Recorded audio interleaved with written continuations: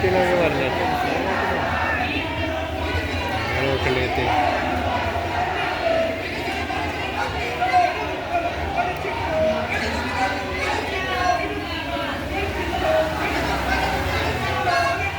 നോക്കണ്ടേ. Banner കിട്ടിയപ്പോഴോ T V ഓണാക്കി video ഇങ്ങനത്തൊരു കഥ കുറച്ച്